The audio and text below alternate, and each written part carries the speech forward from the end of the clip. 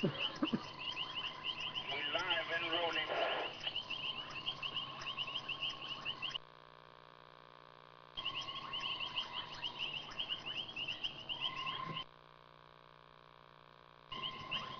evening, everybody, and welcome to Wild Earth Safari. On a very special occasion tonight, we're here at Chela Pan. Chela meaning frog in Shangaan, and behind me is a wonderful chorus of many different types of frogs. And I really wish I knew what they were, most of them, because for me it just all kind of merges into one beautiful cacophony of sound. I've been looking around the edges of the pan for some of the frogs. So far I found a tree frog, a great tree frog, and I didn't want to keep it because it seems to have met with a predator at some point in its life, possibly a terrapin if I had to guess. It was missing part of one of its back legs, and it had grown like a really sort of round ball at the end of its stump. I didn't really want to bother it. We can't deal with physically challenged frogs at the moment. But what I have got is I've got a few creatures here in this little glass tub. Now before I get to them and before we get to frogs, I just want to assure people that we have discussed what we're doing tonight with a herpetologist. We have researched what we are doing. I'm wearing hypoallergenic gloves, which means that they have there's no chance of transferring anything from my skin onto any of the amphibians that I'm hoping to catch this evening. Hoping to catch, big key on that. I've also been in the water with these gloves for the last half an hour. They're quite green from algae and things, so at the moment there's nothing that these gloves or my hands can transfer to any of the frogs or other creatures that we're going to catch. There was a concern by some viewers as well, because we're in a pan and a pond and there are mosquitoes around. In fact, they've been biting me quite a lot. I don't use DEET, I don't use any mosquito repellent. I don't want to transfer anything into the water. In fact, I was thinking of having a shower earlier today and I thought I better not. I'll keep all the dirt and grime on me because it's probably dirtier and grimier in there. This is a pan that has a lot of buffalo activity, has elephant activity. We've seen hyena wallowing in this pan. I wouldn't be surprised if crocodile comes and visits from time to time. So with this chorus behind me, we're going to go and find some frogs. But before I do, I just want to show you some of the things that I have found so far that are inhabitants of this little pond. And one of them is one important little creature. This is a little grey tree frog that is already leaving the water. Let's just try and get up. Come here, child. Let me wet my fingers.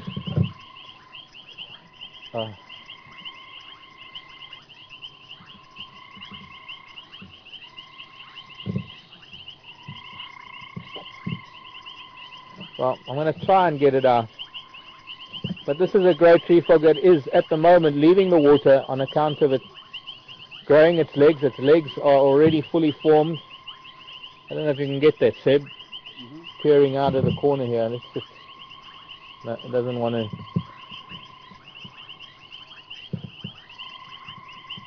There we go.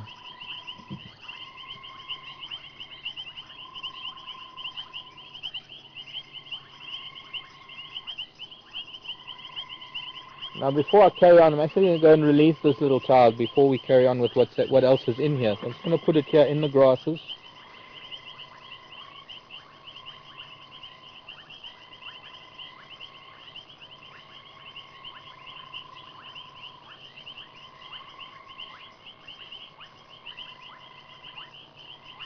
There are a number of different frogs calling. There are flay frogs, there are ranas, the grass ranas. There are the very high-pitched calls of reed frogs. There are bubbling casinas. I haven't heard any bullfrogs. There's the quoit of some of the ranas too. And it's going to be interesting to see. Is my light on? No. It's going to be interesting to see if we're going to be able to find any. Obviously during the day it's a little bit more difficult to catch any frogs, because during the day they will see you approaching. At least at night we can approach them with a light and hopefully find them.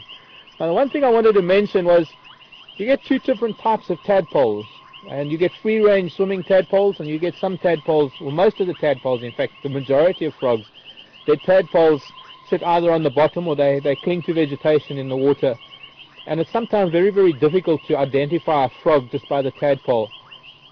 You can sort of work out the family, whether it's a free-range or free-swimming tadpole like the xenopus, what we call the clawed frog, But on most of the other frogs, sometimes the only way to really identify a tadpole is microscopically to identify the number of ridges of little razor-sharp teeth that they have, which they use to feed on algae or feed on rotting insects, rotting animals that might, or anything carnivorous that might be in the water. And so it's not very easy for me to identify the tadpoles that are swimming here. I'm thinking that they are grey tree frog. These larger ones that I have, I'm thinking are grey tree frog tadpoles. Some of them are already starting to get their back legs. Now what I've also got in here are a couple of different insects. Some of these insects that are swimming around in the center of this bowl are what we call water boatmen and back swimmers. And they're an insect that flies from air, lands in water, it turns upside down, it carries a bubble of water around its body like an aqualung. And it is a parasitic, or rather a carnivorous, insectivorous insect. It does prey on things like mosquito larvae and maybe small tadpoles. And I've found already probably about 5 different species of these back swimmers. In the opposite corner is a small dragonfly larva. Maybe if I can turn it around for you. Here it is here. Dragonfly larva that swims using jets of water. At the moment it's just moving around, but there we go, starting to pump its abdomen and swimming with jets of water. At the bottom, a few different tadpoles. I can see one that is distinctly different, but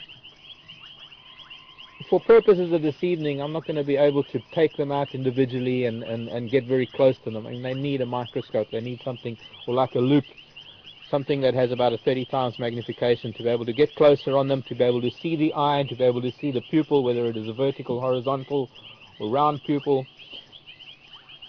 So I'm going to throw all of these little ones back, and we're going to walk around in the pond. I'm going to hopefully get you something in the next few minutes.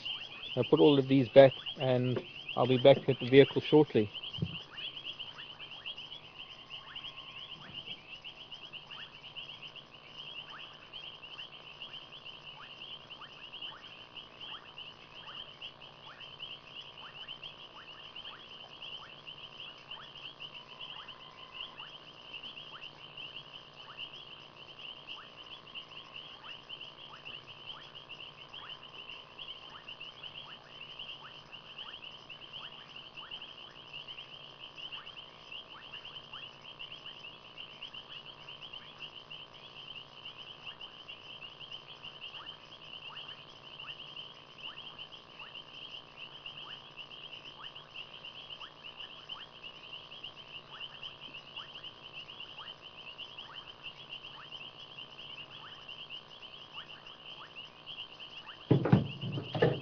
Quite strange. This is the same frog that I caught earlier, and I let it go, and it was in a different part of the pond. You can see that something has bitten the bottom end of its foot off, and it has somehow grown a little bit of a growth around where the amputation took place. This is a grey tree frog. It's been in the water, probably hydrating. It's been sitting on some of the grasses. And the best way to handle frogs is to let them have the opportunity to jump away. I don't want to restrain it in any way. It is a different color to how we normally see the grey tree frog. Normally when it is in a tree, it is camouflaged, it turns color of the bark, and when it has stopped mating and it's stopped its breeding, and it is just merely passing time, they go very, very pale. They become very white. Okay, well, it's gone away.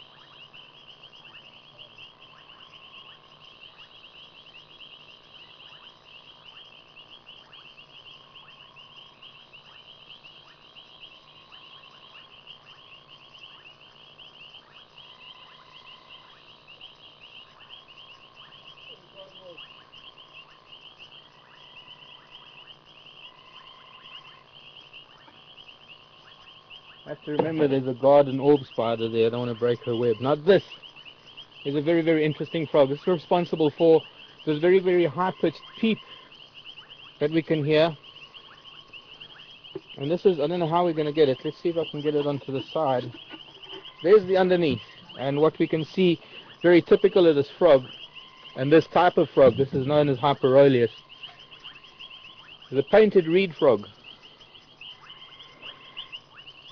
And before I show you the beautiful colors of it, one thing that is characteristic of the painted reed frog are these very pink or reddish underneath its feet and its legs.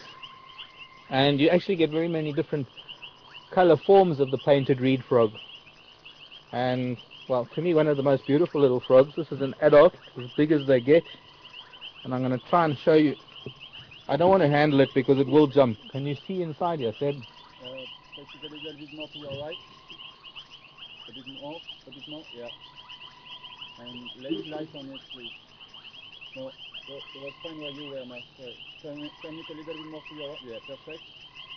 That's awesome. Many different painted reed frog, well, many different forms, color forms of the painted reed frog. Relation or a relative of the grey tree frog, it has very similar feet structure or toe structure that allows it to climb up reeds and climb up leaves. As you can see how it's sticking to this plastic. Not many frogs are able to do that. Very pretty little child. This was a male. I actually saw his throat sacs extended as he was calling, and it was how I managed to find him. I was just trying to follow the call. Now it's not very easy to follow the call of frogs because some of them are ventriloquial, and sometimes the only way to really find a frog is to hone in on the sound with two spotlights, two people from different angles pointing at the frog where they think the frog is calling from, and to be able to triangulate and be able to maybe find the frog that way. It's not always easy. When you've got a symphony like we have now around Taylor Pan, I'm talking loud because to me it is quite a noise, but when you've got this cacophony of sound that we have, it's hard to say to a person, well, do you hear that one? Let's aim for that one, because there's so many different ones. I'd like to try that one that's going. I can't remember what frog that is. Have we seen this painted reed frog? Yes. Good, because now I'm going to see what else I can find. I'm pointing my head at the light, my headlamp.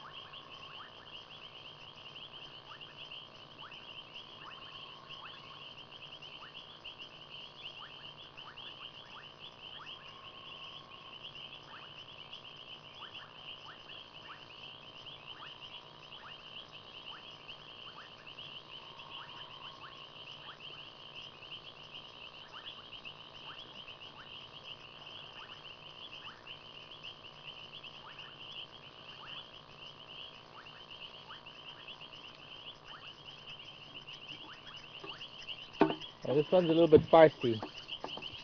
He's a lot more active than the previous frog, but I just wanted to show you, this is a different painted reed frog, and I just wanted to show you, it's the same species, it's just a different color or striping pattern. Now, if I can just get it to stay still, it doesn't really like humans. The other one was a lot more accommodating. So let's see if we can get him to stay still. Beautiful yellows, oranges, black. Okay, there. How's that, Seb? Yes, that's good. I didn't try and compare this one with the previous one. This one's got some beautiful orange spots underneath its throat. Very attractive little frog.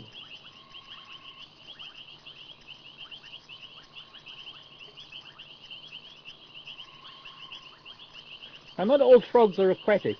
In fact, we've got a lot of frogs that we're not going to find anywhere near the water, because a lot of the frogs, not a lot, but there are a number of frogs, pixies, the rain frog, which is quite a unique little frog, toads. Of course, all the toads will only come to the water to breed and lay their eggs. They won't live around the water. They will live out in the bushveld. In fact, some of the driest areas, you'll find things like the rain frog that bury under the ground for probably 9-10 months of the year, and they'll only come out in these rainy periods when there's temporary water pools for them to breed in. So this little child, we're going to let him go again, and I'm going to see if I can find one of these. Oh, he's on me now, on my glasses.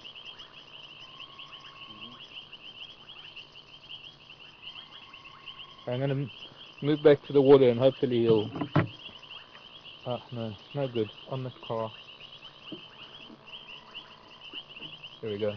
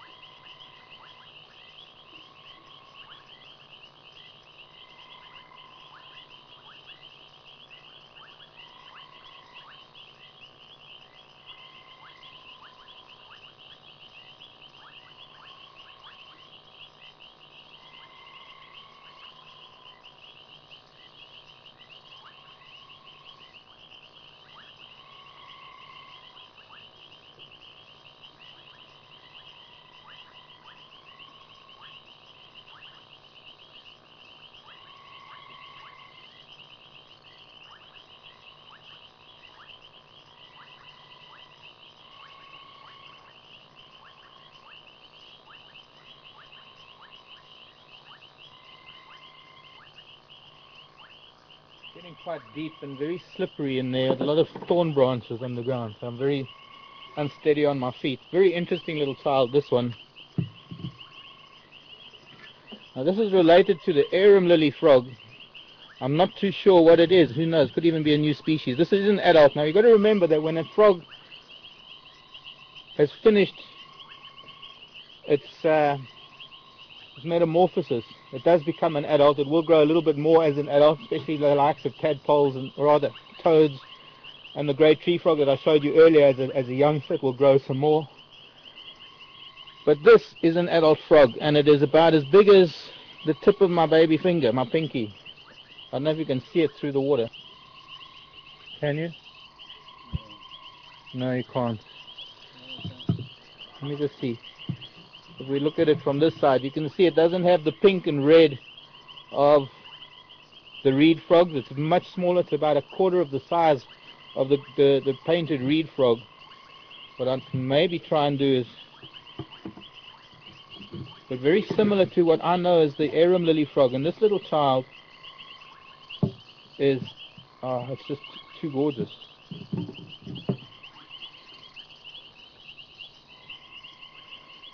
Huge eyes. There we go. Come onto my finger, please.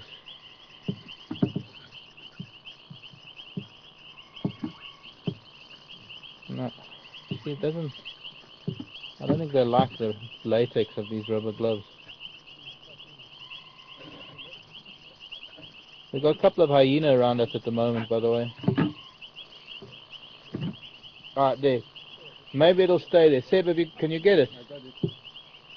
This is one of the most beautiful little frogs. In fact, I wish I had my camera here because I would love to take a photograph of it. Don't jump, child. Whatever you do, don't jump. It's got green rings around its eyes. Now, I have to be honest. I know that it is probably related to the reed frogs and the arum lily frog. And a while ago, I had one, a tree-house dam. Where did it go now? Looked away for a second. Pardon? It jumped either on you or on the ground. Okay, I already had one jumping on me. It was on my neck. I'm going to have to be careful, wherever it is. This is the one thing that I didn't want to happen, but you can't restrain. For a frog that small, there's no way that you can restrain it. And I can only hope that it's somewhere safe now. But, where was I? Has the same sort of suckered feet as the reed frogs and the tree frog. So it is related, and I'm hoping that we can find some sort of answer as to who it is. It might be on me, in which case it'll jump off when I go in the water next.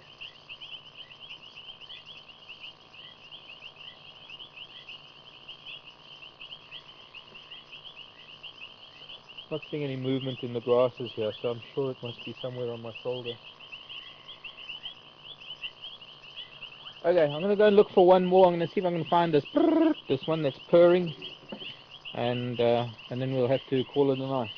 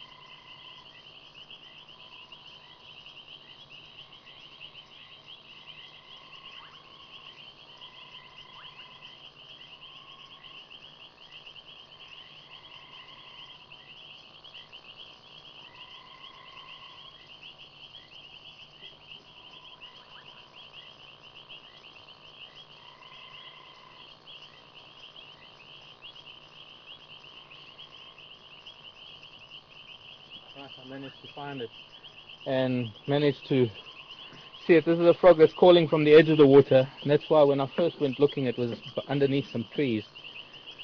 This is closely related. It must be a casino. This one is only a recent adult, and I'm starting to think that some of those larger tadpoles that I thought might have been the great tree frog had a very dark tail to them.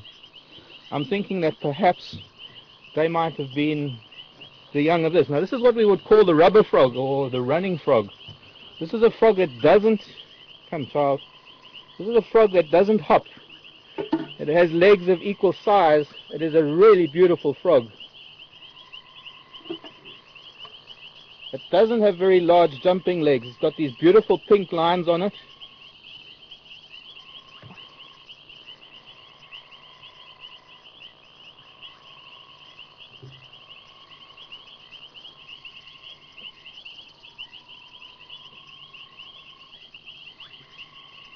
And this frog walks more than runs anyway, so it's what we would call, oh, it does hop from time to time, but its general gait is a walking gait.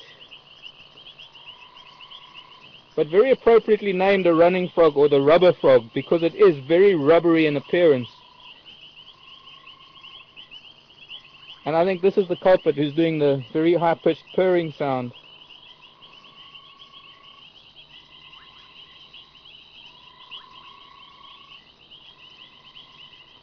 Can you see him all right?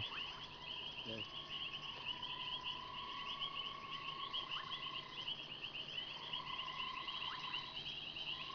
Now these markings on all of these frogs are actually unique, like a zebra stripe or a fingerprint. And although all of them have the characteristic markings that would be particular to that species of frog, there is a subtle difference to all of those markings that will be unique to each individual.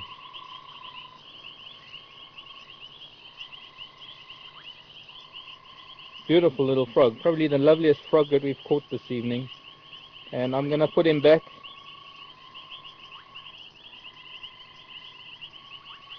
We're never going to get a frog to call while we're handling it or while it's being viewed, because they will only call when they're in secret or when they're concealed. And all frogs have this beautiful big throat pouch that expands with air, and they use that for calling. Some of them a single pouch, some of them two pouches that come out on the side. I'm just going to go and put this one back again.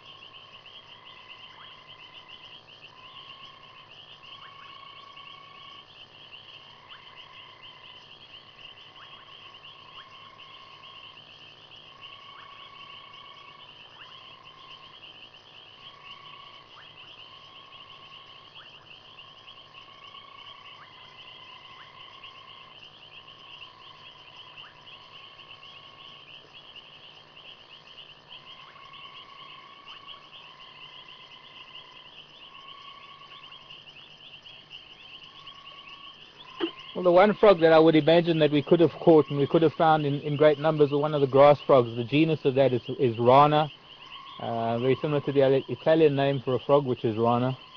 Similar, it's the same thing. But that is a very typical triangular shaped frog with very large jumping legs, and they jump very far. They're excellent jumpers, and they have been jumping away from me as I've been moving through the grasses, so it's very difficult to catch those. The frogs that I've been finding this evening, obviously a lot easier to handle or easier to find, are the likes of the reed frogs and the tree frogs and these little rubber frogs or running frogs. And I'm hoping that in some future date, soon, we will be able to maybe visit another pan or come back here to Chelapan and maybe find something else, find another species that we haven't seen tonight. So I hope you've enjoyed. I certainly have. And, well, didn't find any leeches. I didn't find too much mosquito larvae. I think on account of a lot of the insects that live here, they keep the insect population down. still a very interesting exercise, and I hope you've enjoyed it. So from me, Mark, and Seb behind the camera, we've got Herman, Pat, and Craig here with me, all of us here at Wild Earth Safari. I hope you have a wonderful evening, a wonderful day. We'll see you tomorrow morning. From all of us, bye-bye.